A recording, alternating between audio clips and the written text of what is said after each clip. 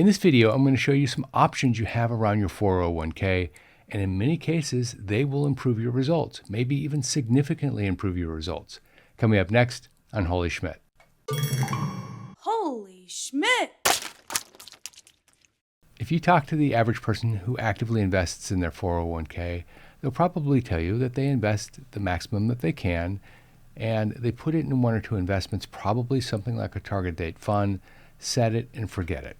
It's autopilot, and that is a good strategy for a lot of people. It's one that has moved many people, millions of people in fact, from a retirement of struggle to one that they can actively enjoy. And without the 401k autopilot, millions of people would be far less prepared for retirement today.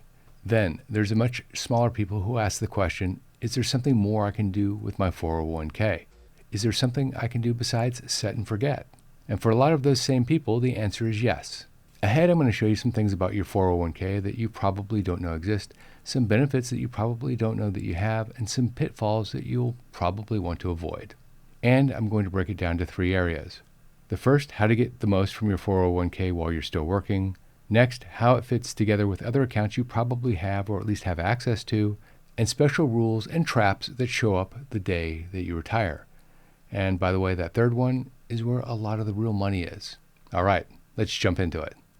Believe it or not, the first one I'm going to talk to you about is one that makes a lot of sense, yet people don't do it. They know they should, but they'll get to it tomorrow.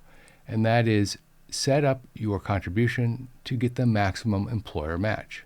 Your employer match is a guaranteed return, and it amplifies your results. A common arrangement is 50 cents on the dollar up to 6% of your salary. So on a $100,000 salary, which is a large example, I know, but it's easily divisible, you put in $6,000 and your employer adds $3,000. Nothing else pays like that, at least guaranteed. One word of warning, most matches are calculated paycheck to paycheck, so it's entirely possible that you will reach your match before you reach the end of the year.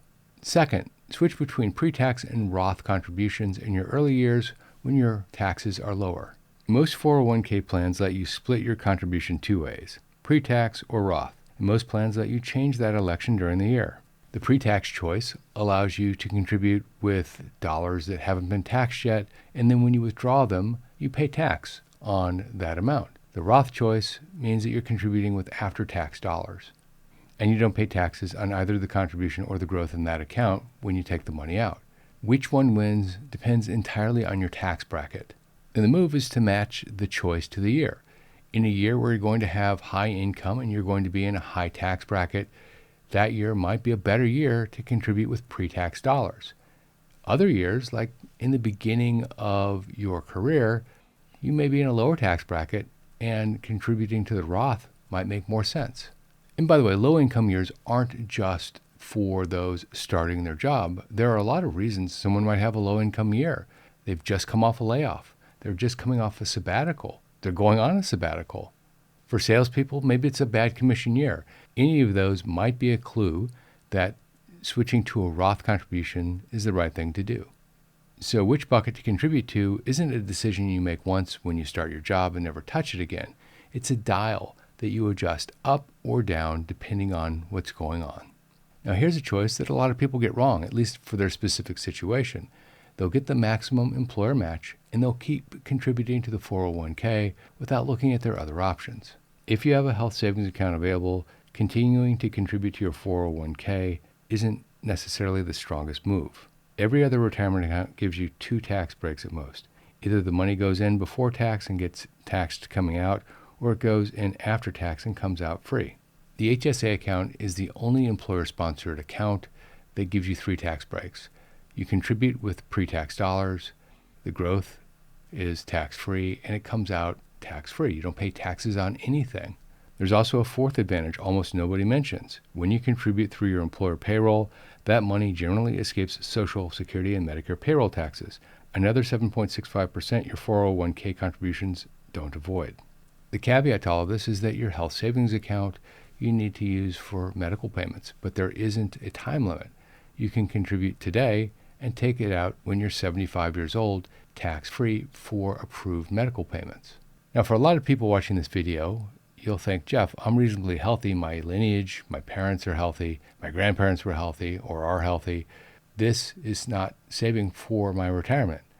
Well, one of the other benefits of an HSA account is that you can withdraw the funds like you would from an ordinary 401k and just pay ordinary income tax on those funds. The caveat is that you have to wait until age 65 to do it. But if you're saving for retirement anyway, age 65 is a pretty good age to have access to those funds, either taxed as a regular distribution or tax-free if you're using them for a medical payment. For 2026, you can put $4,400 in with self-only coverage, or $8,750 for a family, plus another $1,000 once you turn age 55. You do need a qualifying high-deductible health plan at your employer, though. And frankly, many employers, in fact, most large employers anyway, have this as an option. You just need to ask about it and make sure you fully understand what a high-deductible health plan can do and what its limitations are. But here's the part that 90% of the people miss. You need to invest it. 1 out of 10 people actually invest the funds. The rest let it sit in cash. What I told Money.com a few weeks ago on HSA accounts is that the name says savings, the plumbing says checking, and you get a debit card. That's not necessarily the wrong move for the account. It was designed to do that, but understand that there are other options, including investing the funds in that account. Used proactively, it isn't a spending account at all. Pay medical bills out of pocket while you're working, keep the receipts, and let it compound. There's no deadline for reimbursing yourself. You can do it decades later. Fourth, now max out your 401k. Once the match is captured and the HSA is funded, then you come back and fill up the 401k. For 2026, the total contribution you can make is $24,500, and there's an additional $8,000 catch-up if you're age 50 or older. And if you're between age 60 and 63, you can contribute an additional $3,250 for a total of $11,250 as a catch-up. And one special note, which took effect this year, if your wages from that employer in 2025 were $150,000 or more, your catch-up now has to go into the Roth bucket. 5. Know your vesting schedule. Supremely important. This is one of the least expensive items on the list to fix, but if you get it wrong, it can be quite punitive. Your own contributions are always yours. You're 100% vested in what you put into that account, but your employer match probably has a vesting schedule. Miss it, and you have to give part or all of the match back. Federal law sets the limits. For matching contributions, a plan can require up to 3 years before you own any of your matching. That's called a cliff. Or it can vest you gradually over 6 years. Some plans are more generous than that, but you can't assume. You need to look. And the biggest mistake I've personally seen, and I've seen it quite a few times, people give notice, and they're only a few months away from being fully vested, and they have to give part or all of that money back. Gang, if you're still using spreadsheets to manage your retirement finances, you're doing it the old-fashioned way. The fact is, one mistake in one cell can have a ripple effect through your entire spreadsheet and your plans. On this channel, we have 3 affiliate relationships. One is Bolden Personal Financial Planning Software. This is the personal financial planning software that I personally use. With Bolden, you can build up to 10 different what-if scenarios and compare as many as 3 side by side to see how your choices play out. You can set up withdrawal strategies, choose among spending-based, fixed percentage, and maximum spending approaches with a customizable account withdrawal order. You can use the Roth Conversion Explorer and choose between 4 different models to find which option is best for your taxes. They also have a Social Security Explorer. Find the optimal claiming strategy for individuals and married couples, including spousal benefits. You can also set up a must-spend like to spend budget, which clarifies your decisions between your fixed expenses and your retirement income. If this is of interest to you, Bolden is offering 2 weeks free of their full-featured software. Simply go to go.bolden.com/Schmidt, input your information, and you can try it free for 2 weeks. After 2 weeks, if you decide to keep it, it's only $12 a month paid annually. Step 2. Understand how your 401k works with your other accounts earmarked for retirement. Now, before any of what we're going to talk about next makes sense, you need to know a few basic things about how a 401k actually operates. A 401k is 3 layers stacked on top of each other, and they follow different rules. Layer 1 is your money. Every dollar you defer out of your paycheck is yours immediately and permanently. Nobody can take it back, no matter when you leave or why. Number 2 is your employer match. Same account, same statement, different rules. Those rules are all about when you vest. Layer 3 is the one that nobody reads, and it decides almost everything in the next step. It's the plan documentation, your employer's own rule book. The federal law sets the outer boundaries, but your employer can give you better options, and often they do. Things like whether you can take partial withdrawals after you leave, whether there's a true-up, whether the plan accepts money from other accounts. Two people in two different plans that meet the minimum federal rules can get two different outcomes. Next, here's why you might not want to roll your 401k into an IRA. The standard advice when you leave your job is to roll your 401k into an IRA. Why? Because you potentially have better investment choices and potentially you'll be paying less in fees. But there's more to it than that. The first is a rule we'll cover in step 3 that lets you reach 401k money penalty-free at age 55, and it doesn't exist in an IRA. The second is company stock. If you own company stock inside your 401k and it's appreciated, you want to know about something called net unrealized appreciation. If you qualify for it, and there are specific conditions, you pay ordinary income tax only on what the shares originally cost. The growth is taxed at the lower capital gains rate when you sell. If you roll those shares into an IRA, that benefit is gone permanently. Every dollar you take out is treated as ordinary income. The third is protection from creditors. This one's so important I put out an entire video on it. A 401k sits under a federal law called ERISA, and the Supreme Court has held it isn't even part of your bankruptcy estate. An IRA is different. If you roll your 401k into an IRA, then you may fall under state laws, which can be different than the ERISA protections. That's not always the case, but it's often the case. So the candid summary here, rolling to an IRA is sometimes exactly right. It is just never automatic, and it should never be something you sign because it was in the exit paperwork. Now, back to the HSA. Once you stop treating it as a medical payment account and you start treating it as a long-term retirement account, then things change. The first is that it has no required minimum distributions ever. No one is going to force you at age 73 or 75, depending on your age, to draw down from your HSA account, which is different than your IRA, as an example. And if you don't use it as a medical savings account, but as a retirement account, after age 65, you can take money out and pay ordinary income tax on it with no penalty. And to be really precise, your employer's high deductible health plan is an ERISA plan. The savings account attached to it usually isn't. It's your personal account under the tax code plus your state's law. Why does that matter? Because ERISA is what makes a 401k harder to access by creditors. An HSA doesn't have that firewall. Whether a creditor can reach yours depends on your state. A handful, Florida and Texas among them, have special statutes. Gang, how prepared are you for retirement really? For a lot of people, they think they're more prepared than they really are. That's why I created the Retirement Readiness Quiz. It's 15 questions, takes 2 minutes, and once you're done, you'll have a 12-page report emailed to you instantly. The best part, it's absolutely free. No credit card, no phone number, nothing like that. If this is of interest to you, go to holyschmidt.com/quiz, fill out the 15 questions, and get your report. You'll also be added to our list and get tips, tricks, and other information a few times a week. Step 3. Once you retire, know the special rules and some of the traps. The first is the rule of 55. If you leave your employer and you're age 55 or older, the plan opens up to you in many situations without a penalty. You already know that taking money out before 59 and a half normally costs a 10% penalty on top of that tax. But there's an exception written into the law. If you leave your job in or after the calendar year you turn 55, you can avoid the 10% penalty if you withdraw from your 401k. Note that I said the calendar year you turn 55. If you turn 55 in, say, November, and you left your employer in March of that same year, you qualify.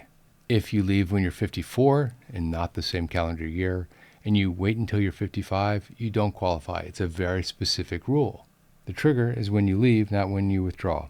And if you were a qualified public safety employee, the age is 50. Now, this waives the penalty, not the tax. You still have to pay ordinary income tax on your withdrawal. But for someone bridging the years between leaving work at 56, let's say, and starting Social Security, that's the difference between a plan working and not working in many cases. And here's one other point, supremely important. If you have an old 401k or old 401ks, roll those into your current employer's 401k, and they become part of the balance of that 401k and qualify for the rule of 55. But remember, layer 3, plan documentation. Your plan documentation has to allow for old 401ks to roll up into your current 401k. And one other point, your old 401ks have to be rolled into your current 401k while you're still employed. You can't do it after the fact. The traps to avoid. The first is the last day of employment rollover form. The IRS is unusually blunt about the rule of 55. The exception applies to a qualified plan, and then it says, in those words, other than an IRA. Filling out that form may mean that you have a 10% penalty coming your way. If you roll, getting at those funds now may mean paying the 10% penalty you were entitled to avoid unless you qualify for another exception, like a schedule of what the IRS calls substantially equal periodic payments. Trap 2, the plan that only pays a lump sum. Let me explain. Everything I just told you is federal law. Whether it works for you comes down to the plan documentation. So before you give notice, make one phone call and ask 2 questions. Question 1, after I leave, does the plan allow me to take out partial withdrawals, or am I forced to take out one giant withdrawal? And if you're forced to take the entire balance out in 1 year, that whole balance becomes taxable income in that 1 year, which can cost far more than the penalty you were trying to avoid. Question 2, am I fully vested? Same issue from step 1, but now it's permanent. Federal law gives you the right to skip the penalty. It doesn't force your plan to give you a convenient way to use it. Trap 3, leaving with a loan outstanding. If you have a 401k and you take out a loan, the repayment is being taken directly out of your paycheck. If you leave, you may not have the option to continue to pay on your loan periodically. When that happens, you may be required to repay the balance. If you can't repay the balance, then the money will be offset as a distribution and you'll owe taxes on it. The law does give you a window until the due date of that year's tax return, including extensions, to replace that money with a rollover. Miss it, and it counts as a taxable distribution. Trap number 4, the beneficiary no one bothered to update. Up until this point, a lot of the things we've been talking about are optional. They're good for some people, not good for others. But this one is good for everybody, and it takes 10 minutes. Look at your beneficiaries to make sure that they are current, because whoever is on that beneficiary form, the one you submitted, is the one that's going to receive the balance of your 401k. That supersedes your will, your estate documents, everything. Think about divorces, remarriages, a death in the family. You may be giving your 401k to someone who you don't want to have your 401k. Trap 5, the Medicare clock on your HSA account. Medicare ends your ability to contribute to an HSA account. When you enroll in Medicare after 65, Part A can be made retroactive for up to 6 months. And if you're over 65 when you claim Social Security, that claim can trigger Part A enrollment. So people contribute right up to the month that they start receiving Social Security, and they learn that they've been contributing for 6 months too long. If you're working past age 65 and contributing, stop contributing to your HSA account about 6 months before you start Medicare Part A. 2 other small ones while we're here. Your HSA account can pay your Medicare Part B, your Medicare Part D, and your Medicare Advantage plan, but not your Medigap premiums. Now, I've given you a lot of information, and I'll be candid, a lot of this is great information for a lot of people, but it's not right for everybody. If this is of interest to you, seek out professional help to make sure that these choices work for you. If you like this video, check out that video, the HSA benefit that 90% of people ignore. Also, don't forget to check out Bolden. Go to go.bolden.com/Schmidt to get your 2 weeks free. This is Jeff Schmidt, and I will see you in that video right there.